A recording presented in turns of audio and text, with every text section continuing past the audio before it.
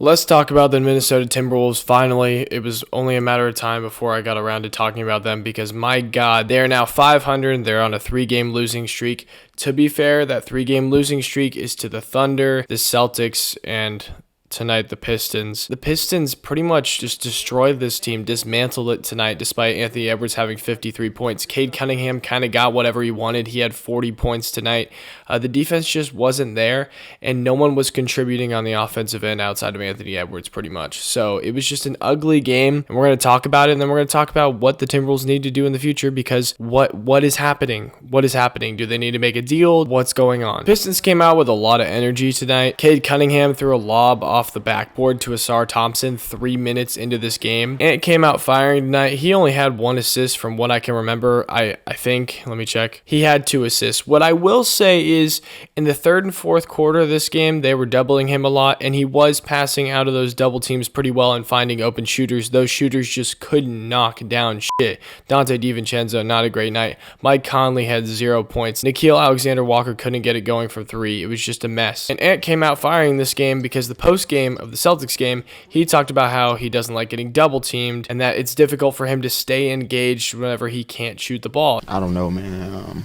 That was a good brand of basketball, but it's not how I want to play. I'm only 23. I don't want to just be passing the ball all night. You feel me? The way that they guarded me, I think I have to. So I was gonna say, how hard is it to just stay engaged? super hard. Yeah. Super hard. Super hard. I mean, because I'm wired to score the ball. And I get it. He's built to be a scorer. That's what he's done his entire career. That's what he said. That's what he does. He scores the basketball. But everyone can agree that Anthony Edwards, the only thing that's really left for him to put the pieces together, for him to be a solidified top 10 player in this league, is his playmaking. That's pretty much it. He was shooting that shit unbelievably tonight. I mean, every time down the floor, it felt like he was a danger from three-point land, and every time the Pistons had a counter for it. It was crazy. Early on in the second quarter, this game was pretty close. Anthony Edwards went to the bench, and then it just kind of blew right open. Timberwolves were very sloppy with the ball tonight, particularly with Anthony Edwards off the floor. Julius Randle was a minus 20. Mike Conley was a minus 18. Again, 0 points, 0 for 4 from the floor. We're not asking Mike Conley at this age to do a whole lot of scoring, but we're also asking him to at least knock down an open three-pointer or two. Wolves were careless with the ball for the majority of tonight. Pistons go up 14 with about 8:52 left in the second quarter. 8 turnovers. There was some elite defense being played on the other end by Asar Thompson. He had 5 steals in the first half. Isaiah Stewart was walling guys up in the paint. I thought he played great tonight. There was also a ton of challenges in the first half of this game. There were 3 of them. It took a total of like 12 minutes to get these calls right. We don't need 2 challenges for both teams in the NBA. We just don't. We just need 1 for both teams. This is a whole side rant, but we don't need to continuously stop the game. This whole first half felt very choppy. It's like the Wolves couldn't get it going, and then a timeout would happen or a challenge would happen. The Timberwolves were just really sloppy with the ball in the first half. They had 17 total turnovers in the entire game, but if you watched this first half, you would have assumed that they would have ended with like 25. Anthony Edwards had 6 turnovers by himself. Rudy Gobert 3. Julius Randle 3. Ant brought the game within 9 just after halftime with an and 1-3. It was 55-46 just for the Detroit Pistons to go on a run and make it a 21-point lead. And the Timberwolves never really recovered from this run. Yes, they cut it to 12 or 13, but they never made it a single-digit affair ever again after this point. It felt like every time Anthony Edwards came down the floor and hit a tough three-pointer or got into the mid-range and hit a mid-range shot, the Pistons went on the other end directly after and made a shot. Whether it was Malik Beasley shooting the ball really well tonight or if it was Cade Cunningham getting a wide open top of the key three-pointer, that happened a couple times this game. I mean, that's unacceptable. He made all of his opportunities in that sort of situation. Obviously, he's money from that spot. The Timberwolves ended the third quarter mostly on Julius Randle's back, to his credit, on a 13-4 run, just for the Pistons to bring that right back up to a 20-point lead in the fourth quarter. And at that point, it was kind of over. Anthony Edwards scored his last real bucket at about the 9-minute mark left in the fourth quarter, and then he got like a gimme floater with like 22 seconds left to make it 53, which does put it as a career high for him and the most points that's ever been scored in that Detroit Pistons arena over Kevin Durant and Zach LaVine, who had 51. The game was really sealed, I feel like, at the 6-minute mark, with Beasley picked Anthony Edwards' pocket, and then Ron Holland had a nice 2 on the other end. It just felt like that kind of took the wind out of the Timberwolves' sails. They were already kind of struggling up to that point, but man, that one team really hurt. And it was obvious a good portion of this game, Anthony Edwards was frustrated, not necessarily with his teammates, but with the refs. And I feel like that was just him projecting his frustration of losing and just being in a situation in which he's scoring all these points, he's doing all these things, and yet they're losing by 20 to the Pistons, a team that's going to be hopefully 500 after they play the Trailblazers next game. I guess we'll see, and I'll talk about the Pistons more later in another video. But anyway, let's get more general with the Timberwolves. Obviously, this was not a great game tonight against the Pistons. But just in general, what do the Timberwolves need to do to fix things here? Honestly, man, I just think this is the roster they chose to have. Donte DiVincenzo has been better as of late, and it really hasn't translated to wins. Now, I understand that, again, they played the Celtics and the Thunder, but their most recent win came in a 112-110 victory against the Spurs a couple days ago, and then it was a 113-112 win against the Rockets, and then it was a 105-99 win against the Mavericks. Of course, that scoreline doesn't really tell the story. That was the Christmas Day game where the Mavs came back down 27 or whatever, but they did eventually win that game. You know, the thing with the Timberwolves is it's kind of one of those situations where it's like you did this to yourself, you know what I mean? And obviously I'm not talking about Timberwolves fans who are just as pissed off as anyone else, if not immensely more, because this team was in the Western Conference Finals last year, and Cat was playing a very large role in that. Now, I understand he also played a large role in you losing to the Mavericks. He wasn't particularly effective against them in the Western Conference Finals, but to trade him for Julius Randle and Donte DiVincenzo to save money in the second apron, I get it. As a business, these teams operate with a bottom line. I understand the business aspect of the NBA, but at some point, y'all haven't been good for so long.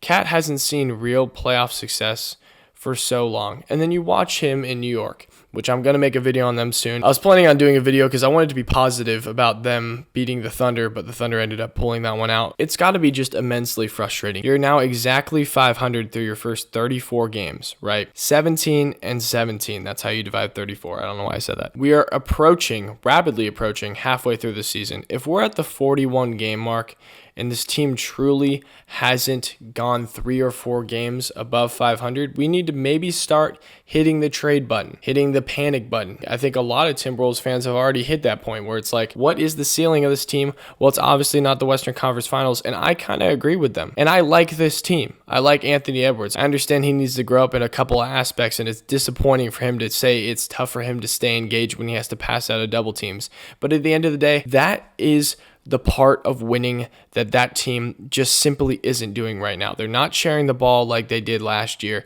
The vibes are bad. It is bad in Minnesota. Every time I watch a game, it's Anthony Edwards complaining, Julius Randle playing ISO ball, Mike Conley's out there looking like a shell of himself most nights. Jaden McDaniels really hasn't taken the offensive leap that guys like Evan Mobley have this season. And it's just like, holy shit, dude. This team is not injured. This is the team. Naz Reid has not taken the jump you would want him to. It's a bunch of different factors coming together, and it just shows how unserious this Timberwolves team was when they traded for Julius Randle and Donte DiVincenzo. I get it, right? Again, it's business. That's how the NBA works. But you're trading a guy that you had for 7-8 years, who built this team up from nothing, essentially, to where it is now. Now, I understand Anthony Edwards pushed them in the right direction immensely, but Cat was a big part of that. It's not like he wasn't at all. And I never really commented on how I felt about Cat going to New York or anything. I felt like it was incredibly disrespectful to Cat. And it's just kind of panning out in a way in which, a lot of people could have assumed. A lot of people were calling this the Donte DiVincenzo trade. And Donte is a great player. I won't deny it, but he has struggled this season. And Julius Randle, again, a guy that just doesn't really mesh on this team at all. 2-ball dominant, stands in the corner too much when he's not involved. It's just not good basketball. And Rudy Gobert doesn't add to that when he's fumbling and bumbling under the rim. Now, he's been a great defender this season. You can never take that away from him. But they're asking him to do, again, a little too much, or he's asking himself to do a little too much on the offensive end because no one else is contributing. And it's just ugly. It's bad. This is bad basketball. There's not much you can take away from this team right now. that is very positive because you've got your star player saying he doesn't like to pass out of double teams and he struggles to stay engaged when he can't score the basketball, which should be the opposite. If you're not being asked to score on one end, Anthony Edwards, you should be contributing on the other end, which you do a great job of when you're engaged. You are an excellent on-ball defender when you're concentrated on the guy in front of you. I think a lot of other people who follow the Timberwolves have said this, but the vibes are just bad. Like, is this what Minnesota fans had to pay in order for the Vikings to win tomorrow? I sure hope so, because my God, it just feels like this team cannot kick it into gear this season. This team needs help, and I can't tell you exactly what it is that it needs to fix, but there are a multitude of things. It's not just one thing you can put a Band-Aid over and this team will be back in the semifinals or conference finals. Like, it just doesn't seem like that's going to happen. And honestly, they're in a pretty precarious situation right now because the Lakers are looking solid with Finney Smith now in the lineup,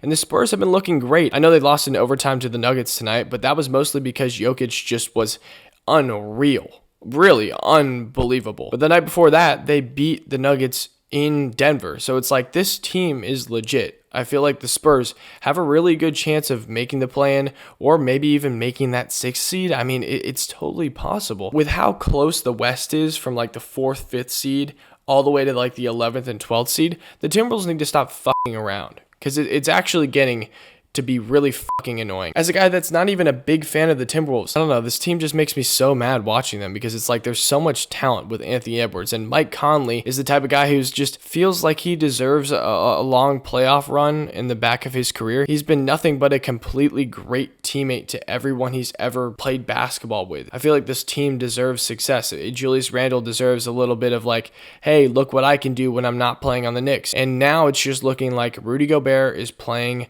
defense by himself in the paint. Julius Randle is playing Julius Randle ball. Anthony Edwards has decided that, yes, he's, doing all right passing out of the double teams, but he just doesn't want to do that anymore. He's just going to start launching shots. And to be fair, he had 53 fucking points tonight, so maybe he's onto something, but they lost the game by 20. Rob Dillingham is out for 2 to 3 weeks with an ankle injury. It's just like, maybe we need to give Terrence Shannon Jr. some burn. I don't know. Where are we going to find solutions? Because I don't know what this team is going to do as far as like finding trades or anything of that nature. And I don't know. This team, completely confusing, makes me very mad as a guy that's not even a diehard Timberwolves fan. So yeah, anyway, y'all take care. Good luck, Minnesota fans. Have a good one.